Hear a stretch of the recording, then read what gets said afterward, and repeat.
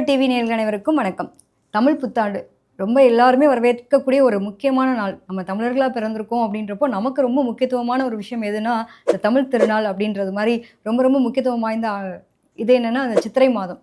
பார்த்தீங்கன்னா, கரெக்ட்டா சூரியன் வந்து உச்சத்தில வரக்கூடிய நாள தான் நம்ம சித்திரை 1 அப்படின்னு சொல்லுவோம் இல்லையா?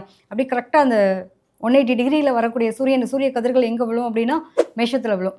ஸோ இத தான் வந்து முக்கியமான ஒரு பலனா பார்க்குறோம். இந்த வரக்கூடிய நாள தான் நம்ம முக்கிய திருவிழாவும் கொண்டாடக்கூடிய ஒரு நாளாவும் இருக்கு. இதில பார்த்தீங்கன்னா, இந்த வருடத்தில மட்டும் 2026ஆம் ஆண்டுல ஏகப்பட்ட கிரக பயிற்சிகள்னு சொல்ல முடியாது. ஏகப்பட்டதுன்னா என்னங்க, வருடக்கோள்களினுடைய மாற்றங்கள் அப்படிங்கிறத பார்க்கும்போது, குரு வந்து பார்த்தீங்க அப்படின்னா, வரக்கூடிய ஜூன் மாதத்தில மீனத்திலேருந்து கடகத்துக்கு போறாரு. அதே மாரி இப்போ ஆல்ரெடி நமக்கு பயிற்சி ஆயிட்டாரு நம்ம சனி பகவான். ராகு கேதுக்கள் எடுத்துட்டோம் அப்படின்னா, சிம்மத்திலிருந்து அடுத்து கடகத்துக்கு எப்போ போறாங்க அப்படின்னா, இந்த வருட கடைசியில போறாங்க. நவம்பர், டிசம்பர் அந்த டைம் பீரியட்ல வரதுக்கான வாய்ப்புகள், வருட கடைசியில நடக்கிறதுக்கான வாய்ப்புகள் உண்டு. அதே மாரி கும்பத்தில இருக்கக்கூடிய ராகு பகவான் இறங்கி இப்ப நமக்கு மகரத்துக்கு அடுத்து வரப்போறார். ஸோ இதெல்லாம் முக்கியமான பயிற்சிகளா நம்ம பார்க்குறோம். இந்த பயிற்சிகள் இத தாண்டி மாதக்கோள்கள்னு சொல்லக்கூடிய சூரியனுடைய மாற்றம். ஒவ்வொரு மாதமும் பார்த்தீங்கன்னா, சித்திரை மாதத்தில எங்க இருப்பாரு? நமக்கு மேஷத்தில இருப்பாரு. வைகாசி அப்படின்னு எடுத்துட்டோம்னாக்கா, நமக்கு அப்படி அப்படியே ஒரு மாற்றங்கள். ரிஷபத்துக்கு போகக்கூடியது. இப்படி ஒவ்வொரு மாதத்திலும் மாறக்கூடிய கிரகங்களா மத்த பயிற்சிகள் எல்லாமே பார்க்கக்கூடிய ஒரு தன்மை உண்டு. ஸோ இதில பார்த்தீங்கன்னா, சிறுகோள்களா இருக்கக்கூடிய செவ்வாயா இருக்கட்டும், புதனா இருக்கட்டும், அதே மாரி சுக்கிர பகவானா இருக்கட்டும், இதெல்லாம் மாற்றங்கள பொறுத்து தான் நம்ம வந்து மாத பலன்கள் அப்படிங்கிறத எடுக்கிறோம். ஸோ இந்த வருடத்தில முக்கியமான விஷயங்கள், பராபர ஆண்டு அப்படின்னு சொல்லக்கூடிய விஷயம் ரொம்ப சூப்பரா இருக்க போது. எல்லா ராசிக்காரங்களுக்கும் ஒவ்வொரு விதமான மாற்றங்கள். காலச்சக்கரத்தின் முதல் ராசியான மேச ராசி.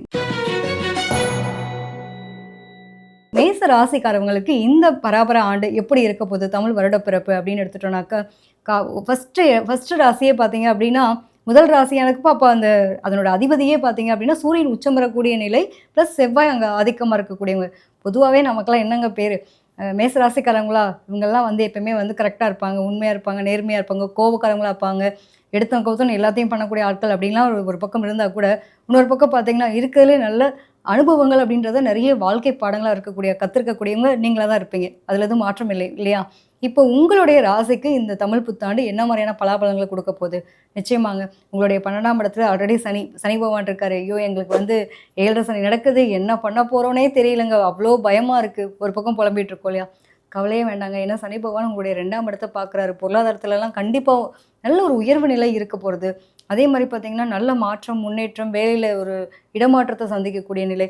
என்னதான் 5ஆம் இடத்துல கேது இருந்தா கூட சரி, நமக்கு வந்து நிறைய தடைகள் அதெல்லாம் இருக்கு அப்படிங்கிறப்போ, உங்களுக்கு அனுபவ பாடங்கள் நிறைய கிடைக்கக்கூடிய ஒரு காலகட்டமா தான் இருக்கு.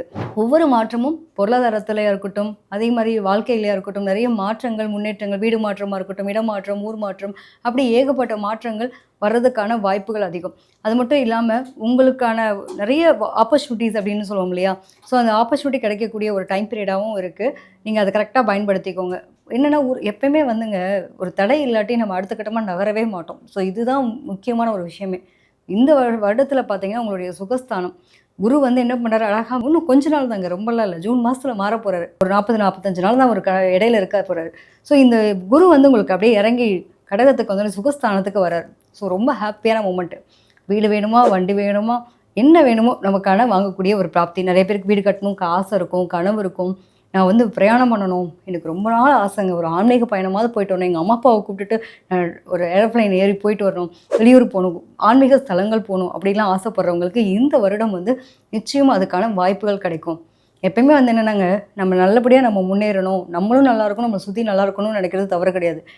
நம்ம அடுத்தவங்களுக்காக பார்த்துட்டு நம்ம வாழ்க்கைய இழந்துறக்கூடாதுல்ல. ஸோ இது மாதிரியான அனுபவ பாடங்கள் அப்படின்றது கிடைக்குங்க. 12ஆம் இடத்துல சனி இருந்தாலும், இது என்னன்னா உங்களுக்கு பெரிய பிரச்சனைலாம் ஒண்ணும் இல்ல. பொதுவாவே சொல்லுவாங்க, சனி காலத்துல தான் வந்து 7 சனி நடக்கும்போது தான் பார்த்து பயப்படுவாங்க. ஏதா பிரச்சனை வந்துருமோன்லாம். ஒண்ணுமே இல்லங்க. அது வந்து என்னன்னா சுப விரயமா மாத்தக்கூடிய ஒரு காலகட்டம் தான்.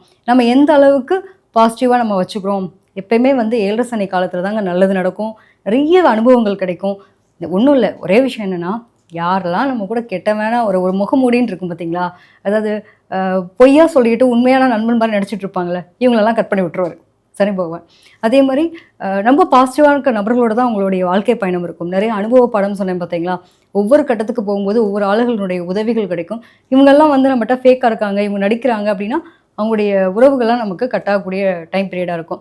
அதே மாரி பார்த்தீங்கன்னா, 4ஆம் இடம் சுகஸ்தானம் சொல்லப்போ வீடு, வண்டி, வாகனங்கள்லாம் கிடைக்கிறதுக்கான பிராப்தி இருக்கும். ஒரு மருத்துவம் சார்ந்த கொஞ்சம் வயசானவங்களா இருக்காங்க அப்படின்னா, அவங்களுக்கெல்லாம் வந்து கரெக்டான மருத்துவம் இருக்கும். பட் உடல் நலத்தில மட்டும் கொஞ்சம் அக்கறை எடுத்துக்கணும்.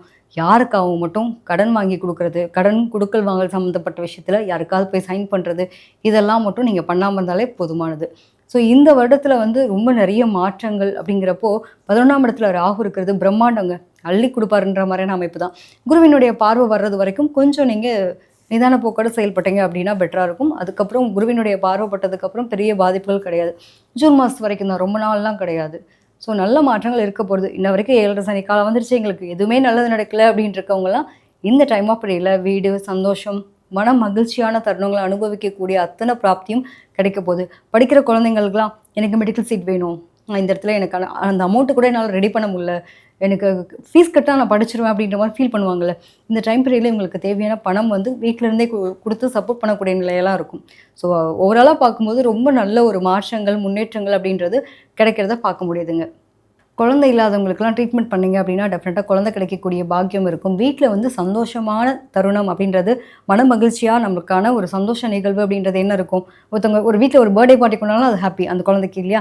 அது மாரி ஒரு திருமண வாய்ப்புகள் கிடைக்காதவங்களுக்கு இந்த டைம் பீரியட்ல அதெல்லாம் கிடைக்கிறதுக்கான பிராப்தி. அதுவும் பார்த்தீங்கன்னா, முதல் திருமணம்ன்றத தாண்டி இந்த 2வது திருமணத்துக்காக காத்துட்ருக்கேங்க. முதல் திருமணம் என்னோட வாழ்க்கையில பிரச்சனையா மாறிடுச்சு.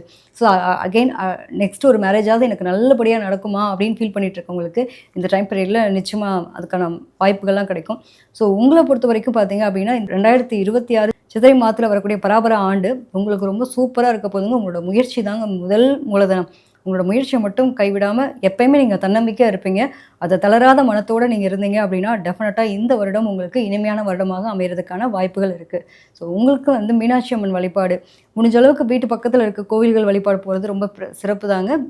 உங்களால முடியும் அப்படின்னா, ஒரு வருஷத்துல இந்த வருடம் முடியறதுக்குள்ள ஒரு நாளாவது நீங்க போயிட்டு அங்க வழிபட்டுட்டு வாங்க. நிச்சயமா உங்களோட வாழ்க்கையில மாற்றத்தையும், ஏற்றத்தையும் பார்க்கலாம். நன்றி.